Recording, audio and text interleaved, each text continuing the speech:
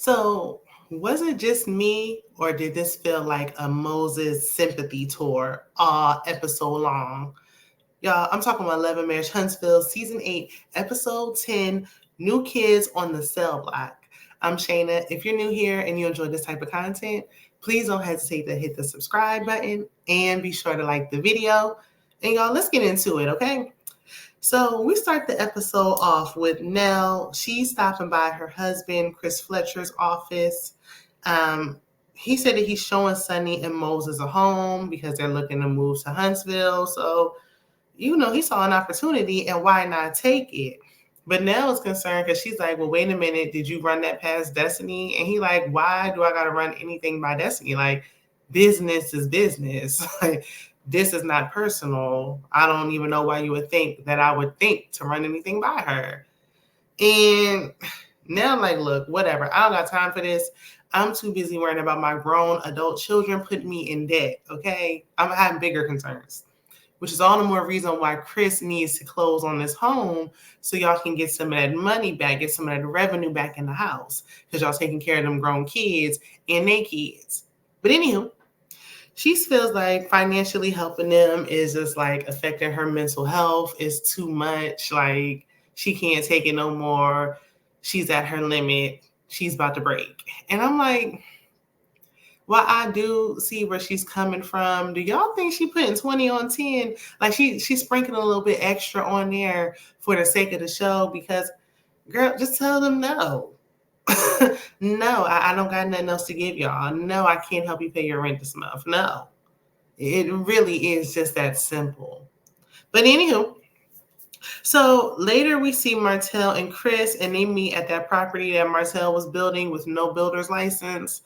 And, he's trying to sell it. So they said they're going to meet with Sunni and Moses. And Martel, once again, was like, okay, but how does Destiny feel about this? And Chris is just in disbelief again because he's like, here I am explaining myself for a second time. Like, I don't stop selling homes because of Destiny. Listen, I'm with Chris. Now, could he have ran it by her? Maybe, since he did say that he claims he calls Destiny his little sister. I said, since when?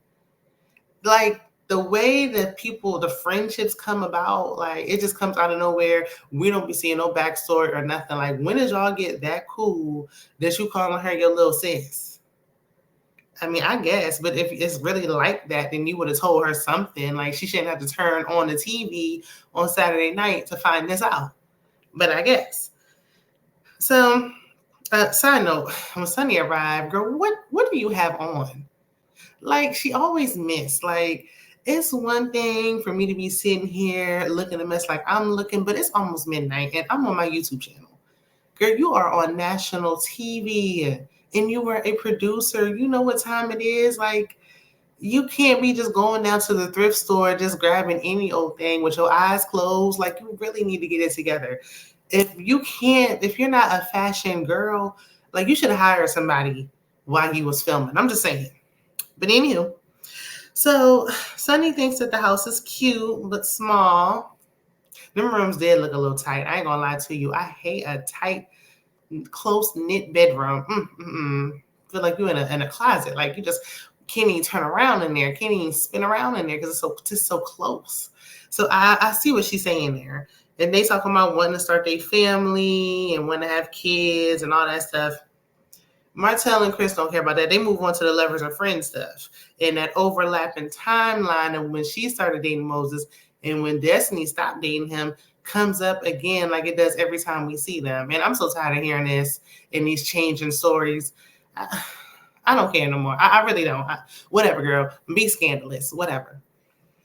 So Martel said that he's neutral, and Chris calls him out. He's like, you're neutral?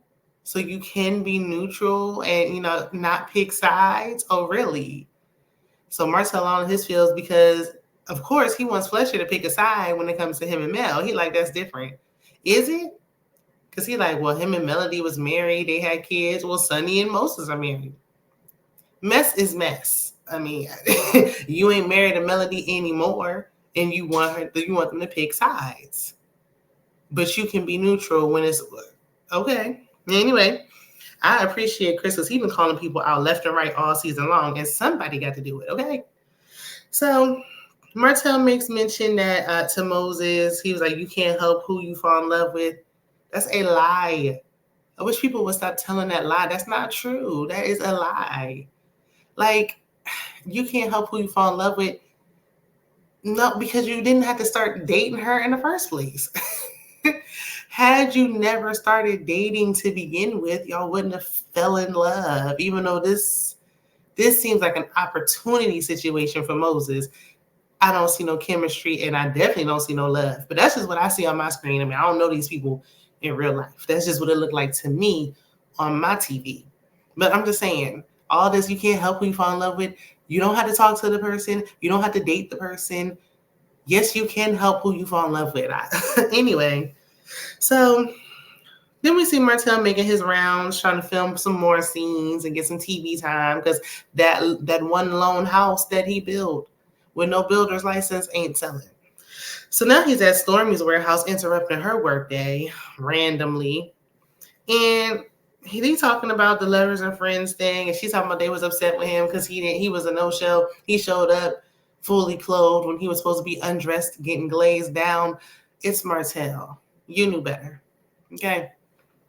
He shared that Trisha came over to the crib a couple of times, but they never did nothing.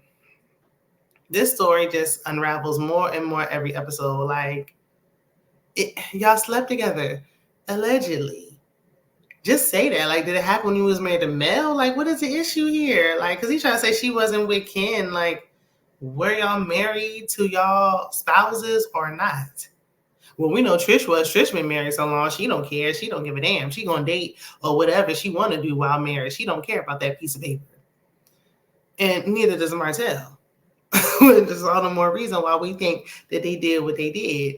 Nobody would have been thinking anything if y'all wasn't all sneaky and suspicious about it, but I digress.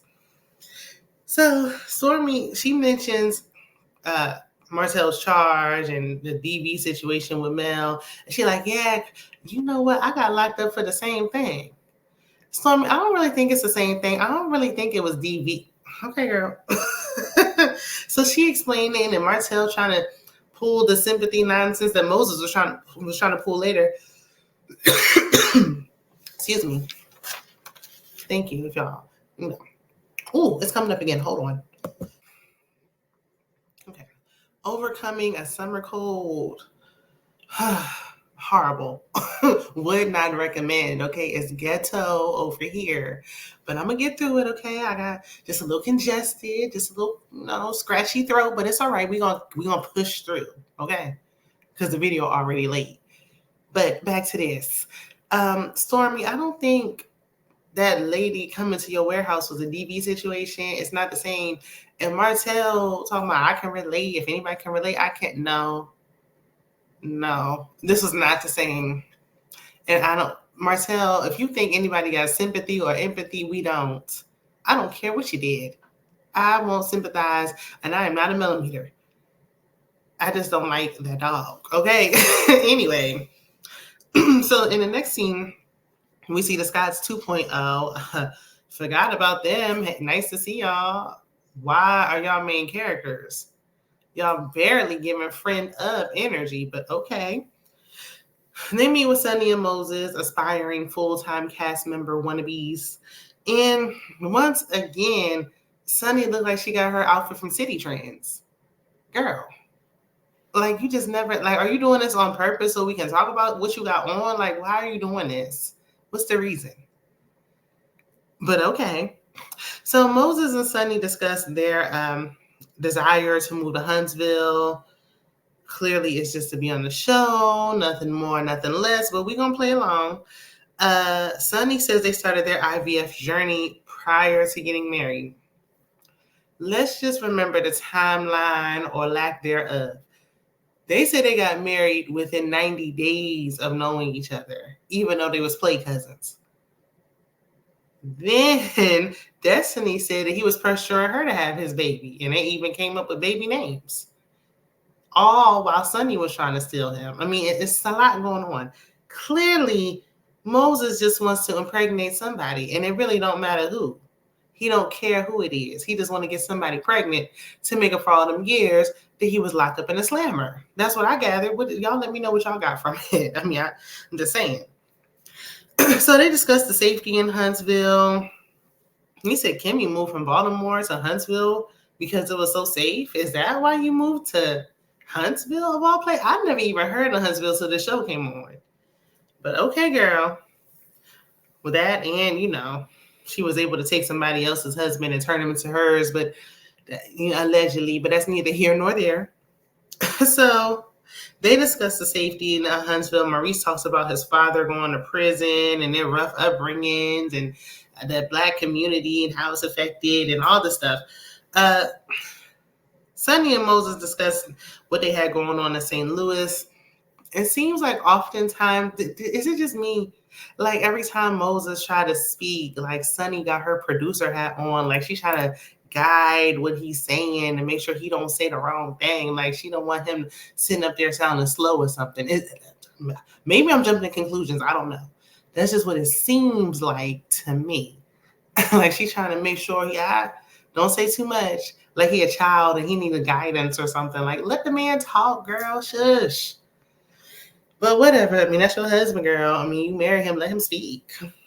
So as they're talking about that and the things that they have in common, because they both are from the North Side, we don't care. I don't care how you try to paint this picture. This is not no cute love story. It's giving struggle love. It's giving toxicity, messy, sloppy, scandalous. Nothing cute about it. I don't care what side of town y'all grew up on. And y'all claim y'all didn't know each other, so what difference does it make? But anyway, Moses went back and forth to prison in total 15 years, like pretty much most of his adult life.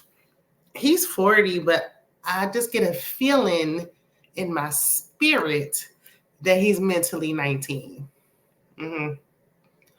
That's why he's moving on so fast. I don't know if Sunny's blinded by the fact that he was fine until he started talking. Now he just whatever. Anyway, he just average now. But I mean, I don't know if that's what it is, or because she's maybe because she's getting older, she desperate to like hurry up and just get married to somebody, and they both just anxious and she want to be married and he want an opportunity. I don't know. I don't know. I'm just trying to put the pieces together to figure out what the rush is. But at the end of this meeting, I don't know. I guess the Skies 2.0 liked what they heard, or who are they to judge anyway, given their background. So Sunny asked Kimmy to show some properties, and Kimmy was like, well, did you sign a contract with Chris? And she was like, no, we ain't signed nothing. And she said, okay, well, I'm going to show you some properties then, period, because it's fair game, and we all could use that check. But it seemed like the Fletchers could use the check a little bit more, but okay. Speaking of the Fletchers, they have a meeting for their kids, minus Chris' oldest child, Nell's stepdaughter, because, she's not claiming her as hers anymore. That ship has sailed. Chris Jr. said he got a job as a supervisor. What he's supervising, we have no idea. It could be the warehouse. It could be Dunkin' Donuts. We don't know what he's supervising, but he's a supervisor, child. Congratulations, okay? So that congrats didn't last long. People could barely say congratulations before Nell said she's not loaning them no money no more. They're grown and they should figure it out. And she said the only people she's going to be supporting are her grandkids. And that's Lance's kids. And her niece, Kiki, is offended because she feels like Nell excluded her child. Yeah, she says she feels like she doesn't have anyone. Her parents are, alive and well, but they're not active in her life. So, it don't matter to her. She don't know them. They're not around. This is a tough, sticky situation. I feel like Nell honestly made up. She didn't mean nothing by it. It was just a simple mistake. She really didn't mean anything. But I see where Kiki's coming from as well, especially if it was like I was looking at you like my parents and then you excluded my child. Like once I feel like my child is excluded, honey, you ain't got to worry about me, okay? It's a tough situation. So Chris was like, while we're talking about that, I see y'all point of view and everything. That's why we need family therapy, okay? We need some group counseling. And then he mentions Dr. Francis. And we miss Dr. Francis, or at least I do. And it's really the couples that need him more than anything. But anyway, we can get him. It's fine. I really don't think we should be doing family anything without Chris' oldest. His eldest daughter should be in the building. But I guess we just excluding her. We're going to act like that didn't happen, like she don't exist or something, I guess. I know she called Nell out for being a side piece 30 years ago, but there's no need to exclude her today. Like, we got to get this relationship back on track. Or on track, because it never was on track to begin with.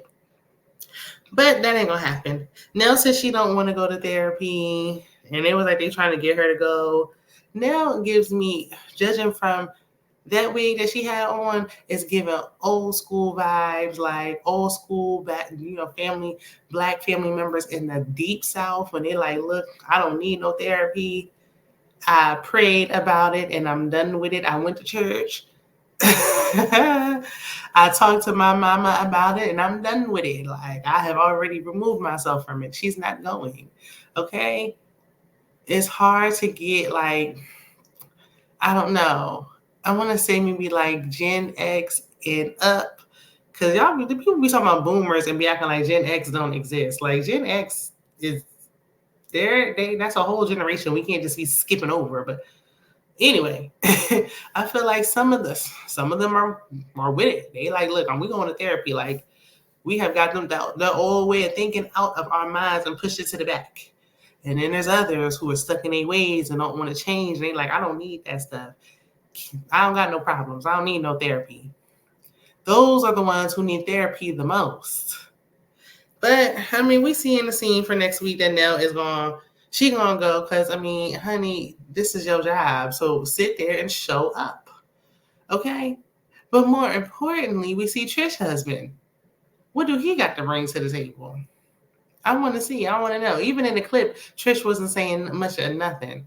I feel like it's all this anticipation for that scene. And then when we see it, it's going to be boring and lackluster. Like, something telling me it's really not going to give what it could and should.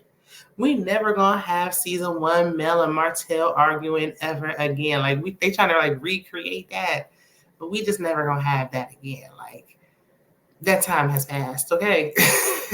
But y'all let me know what y'all thought about this episode. Were you bored? I wasn't bored, but I'm not going to stop what I'm doing on no Saturday night to watch this. I'll watch it when I get to it. I'm just going to say that. But anyway, y'all let me know what y'all thought about the episode down in the comments, and I'll see you in the next one. Bye.